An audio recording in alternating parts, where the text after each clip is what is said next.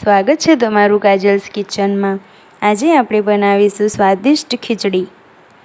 તેના માટે આપણે કુકરમાં 2 મોટી ચમચી જેટલું ઘી લઈશું। ઘી સારી રીતે ગરમ થઈ જાય એટલે આપણે એમાં 1 નાની ચમચી જેટલું જીરું ઉમેરીશું। ઘીમાં જીરાનો વઘાર કરવાથી ખીચડીનો સ્વાદ ખૂબ જ સરસ આવશે। જીરું સારી રીતે સંતળાઈ જાય ત્યારબાદ એમાં આપણે 1 નાની ચમચી જેટલી હળદર એડ કરી લઈશું।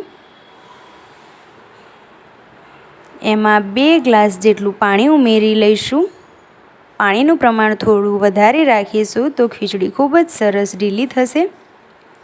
સ્વાદ અનુસાર અહીં મીઠું એડ કરી લઈશું। 1 નાની વાટકી જેટલી ખીચડી સારી રીતે ધોઈને આપણે એમાં ઉમેરી લઈશું। ત્યારબાદ આ બધી જ વસ્તુને સારી રીતે મિક્સ કરી લઈશું અને કુકરનું ઢાંકણું બંધ કરી લઈશું। 2 વિસલ આવે ત્યાં સુધી મીડિયમ આંચ ઉપર એને થવા દઈશું।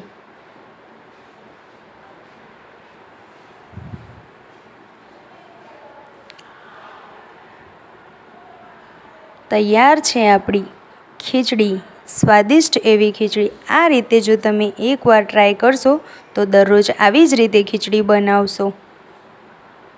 ગરમા ગરમ એને સર્વ કરો।